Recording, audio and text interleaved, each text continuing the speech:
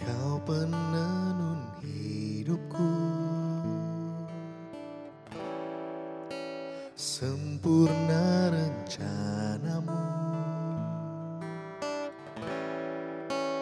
Hanya Kaulah harapan, Kaulah Tuhan, damai dan sejahtera. Rancanganmu terpegang, kini aku berserah. Ku percaya, amin, amin, amin.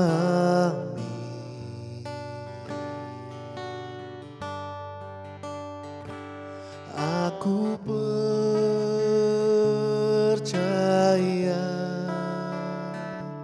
aku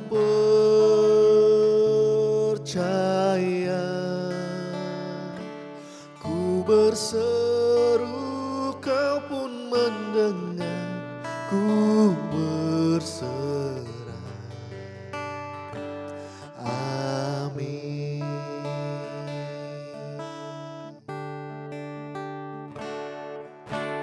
Damai dan sejahtera, rancanganmu termegang, kini aku berserah. Ku percaya, amin, amin, amin.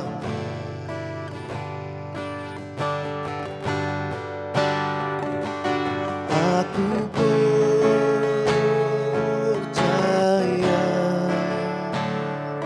aku percaya, ku berseru Kau pun mendengar, ku berserah.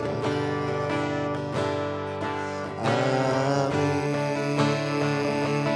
Aku percaya,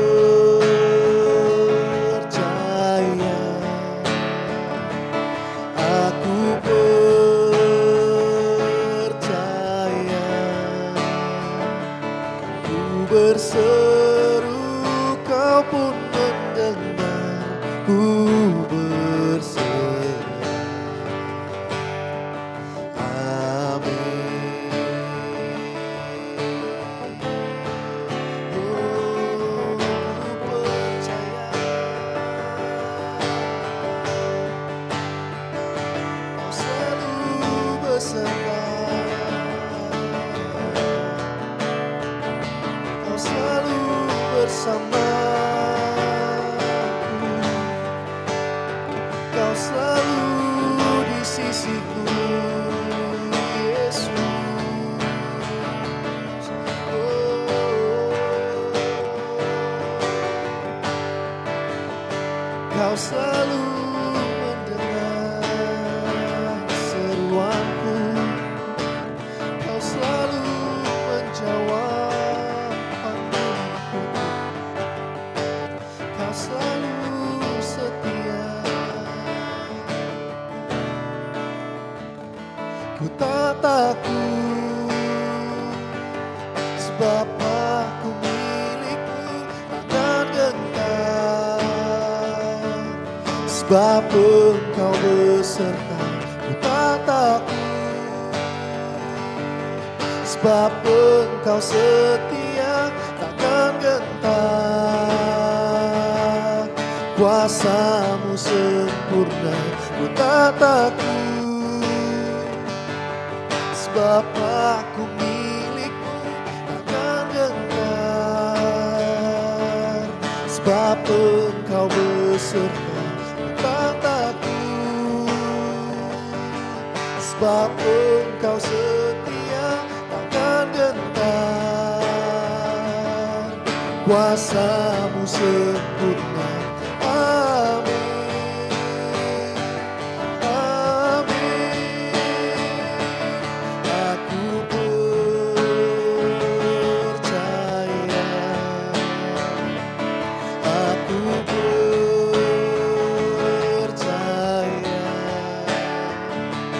Ku berseru, Kau pun mendengar.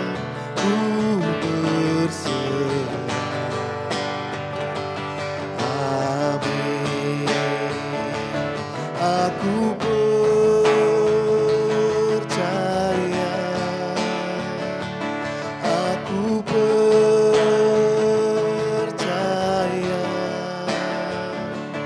Ku berseru, Kau pun mendengar. Ku berseru. Amin, amin, amin.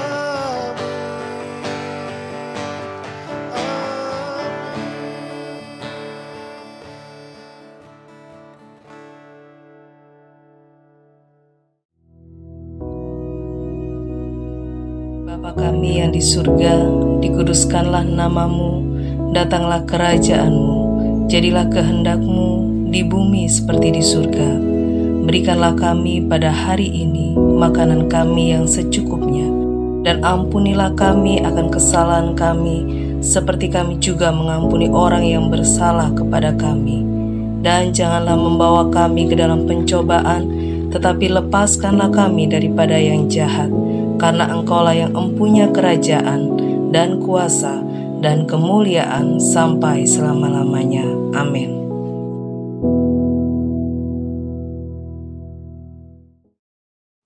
Haleluya, puji nama Tuhan, saudara sekalian.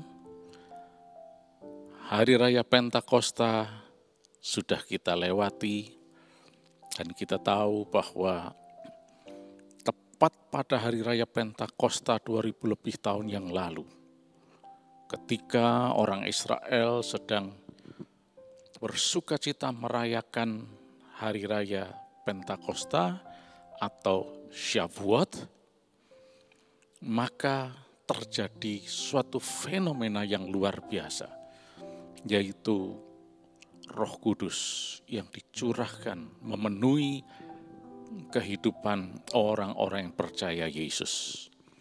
Tepat seperti apa yang Yesus janjikan, bahwa Dia akan memberikan Parakletos. Dan Parakletos inilah yang akan memimpin, menuntun, menolong kehidupan setiap orang yang percaya Yesus. Supaya di dalam perjalanan kehidupannya tidak berjalan sendiri. Yesus katakan, aku tidak akan meninggalkan kamu, tapi dipimpin oleh Roh Kudus. Nah, lalu apa bedanya dengan orang-orang lain yang mempunyai ajaran-ajaran kebaikan? Ya, saudara sekalian, kita lihat bahwa kuasa Roh Kudus itu berbeda dari yang lain. Orang yang hidup dipimpin Roh Kudus dan yang tidak itu berbeda. Orang yang dipenuhi Roh Kudus dan yang tidak berbeda.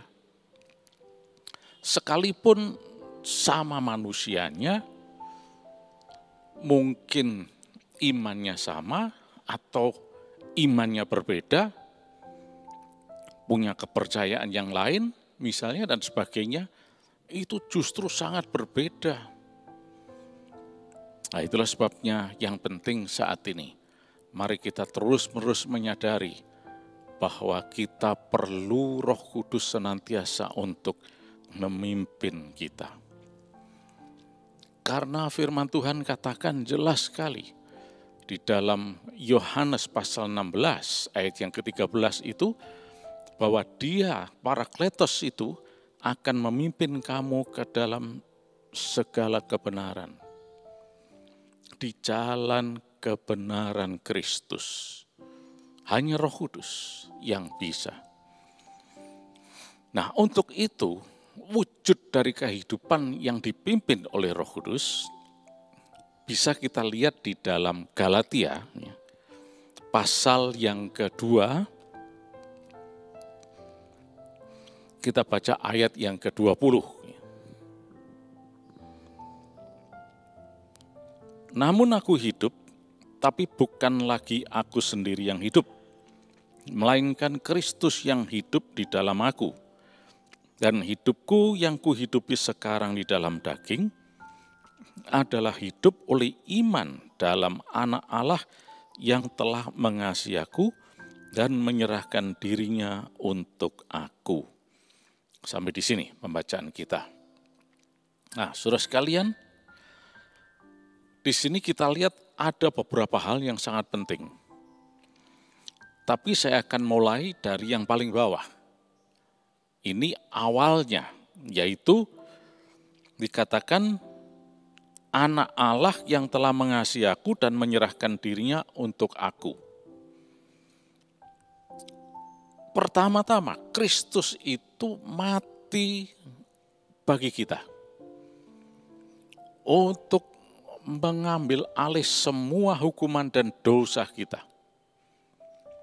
Ditanggung di atas kayu salib, sehingga kita yang percaya kepada Yesus, kita adalah orang-orang yang hidup baru di dalam Dia. Orang yang sudah dibaharui. Nah, semua ini adalah hasil dari karya penebusan Yesus. Karya keselamatan yang sudah dilaksanakan oleh Yesus. Yaitu dengan jalan mati ganti kita. Dia berkorban demi kita. Sehingga dengan korban itu, maka terbukalah jalan sekarang. Untuk kita bisa langsung berkomunikasi dengan Allah, untuk kita bisa menikmati kehidupan kekudusan di dalam Yesus, bahkan juga kehidupan yang siap menerima anugerah keselamatan yang kekal, yaitu hidup yang kekal untuk selama-lamanya di dalam kerajaan surga. Nah, jadi saudara sekalian, ini awalnya. Tanpa korban Yesus, tidak mungkin kita bisa seperti sekarang ini. Ya. Nah, kehidupan yang sekarang ini dikatakan, dan hidupku yang kuhidupi sekarang dalam daging adalah hidup oleh iman dalam Anak Allah yang telah mengasihi aku dan menyerahkan dirinya untuk aku. Jadi, selanjutnya, hidup kita ini adalah hidup dengan iman.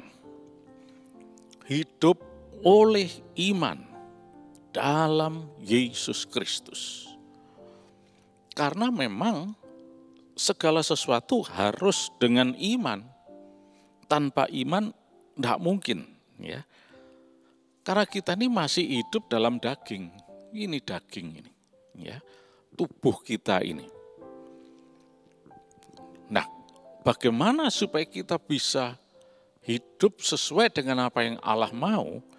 Maka iman itulah merupakan respons kita. Jadi di sini saudara dan saya itu tidak pernah diajarkan untuk berusaha jadi kudus, berusaha jadi saleh, berusaha baik, berusaha supaya dapat keselamatan, berusaha dengan segala macam cara. Kalau perlu, ya berpuasalah, berapalah, kalau perlu supaya bisa mencapai kesucian, bisa mendapatkan pahala baik dan sebagainya. Bukan itu, karena semuanya sia-sia. Apalagi semua yang kita rindukan tadi, mulai dari kekudusan, kebenaran, hidup, damai sejahtera, keselamatan dan sebagainya, itu sudah dikerjakan oleh Yesus. Itulah sebabnya tadi pertama-tama kita landasi, kita awali dengan karya keselamatan Yesus itu. Semua manusia di dunia ini mau hidup baik, mau hidup kudus, dan sebagainya. Kepingin selamat. Tetapi dengan usaha sendiri itu tidak mungkin. Hanya anugerah di dalam Yesus. Nah, itu adalah bagian Allah.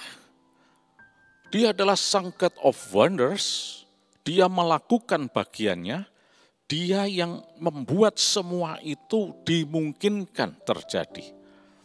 Nah, lalu bagian kita apa?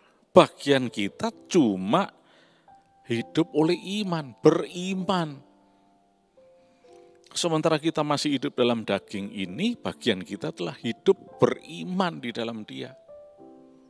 Itu respon kita, percaya kepada Yesus. Hidup dalam iman. Hidup dalam iman dalam hal ini berarti kita percaya akan setiap perintah Tuhan, percaya akan setiap janji Allah, percaya akan firman-Nya yang hidup. Nah, ketika Tuhan mengatakan A, kita imani. B kita imani, C kita imani, semuanya kita imani. Itulah hidup dalam iman. Sementara kita masih dalam daging. Nah, kenapa di sini dikatakan, dicantumkan mengenai hidup dalam daging? Karena seringkali terjadi konflik antara daging ini dengan kehidupan yang beriman di dalam Yesus tadi. Daging seringkali menghalangi. Nah, sekarang kita akan mencapai apa yang dimaksudkan oleh Paulus di dalam suratnya kepada jemaat di Galatia ini.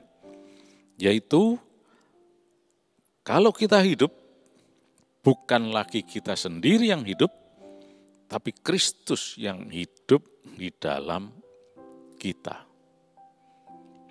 Nah, jadi kehidupan kita ini yang tampak ini dagingnya, itu sebetulnya bukan kita sendiri yang hidup, tapi Kristus yang hidup di dalam kita. Namun aku hidup, tapi bukan aku lagi sendiri yang hidup, melainkan Kristus yang hidup di dalam aku. Nah, inilah wujud dari kehidupan yang dipimpin oleh Roh Kudus. Inilah wujud dari kehidupan yang dipenuhi Roh Kudus. Jadi bukan pakai akalnya sendiri, pakai maunya sendiri, pakai perasaannya sendiri, bukan pakai segala sesuatunya dari dirinya sendiri, tapi pakai kemauan Roh Kudus dalam segala hal. Inilah kehidupan yang dipenuhi Roh Kudus itu. Mari saya tegaskan sekali lagi. Yesus sudah membuka jalan dengan berkorban di atas kayu salib. Dia melakukan bagiannya. Itu hanya bisa dilakukan oleh Sang God of Wonders, Allah yang ajaib. Tanpa God of Wonders tidak mungkin itu bisa terjadi. Pengampunan dosa, keselamatan dan sebagainya. Pengorbanan sudah dilakukan semua oleh Yesus dan kita tinggal menerimanya dengan iman. Percaya akan Yesus, percaya akan korbannya, percaya akan karya salibnya, percaya bahwa dia hidup, bangkit dan hidup untuk selama-lamanya, percaya akan setiap firman-Nya, apa yang disampaikan melalui firman-Nya, dan sebagainya. Itu bagian kita, cuma percaya. Percaya kepada Yesus. Percaya, sekali lagi percaya kepada Yesus.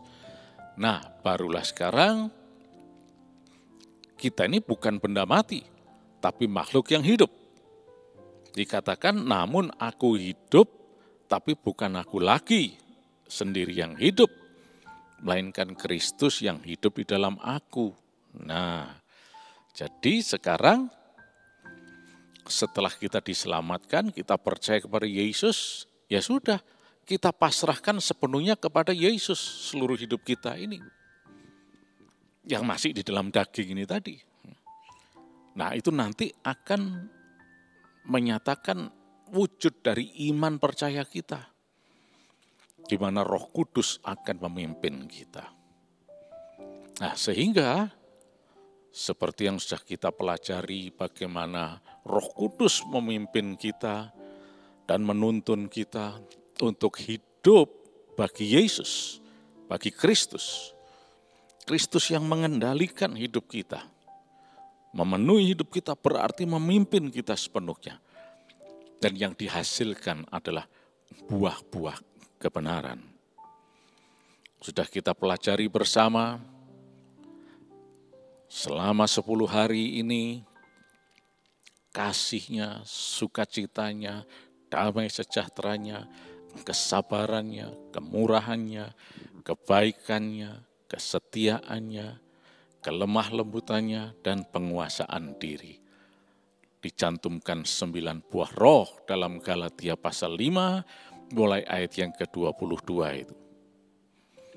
Di dalam bahasa aslinya jelas sekali dikatakan chara, agapi, chara, irini, makrothimia, Christotis, agathosini, pistis, prautis, engkratia.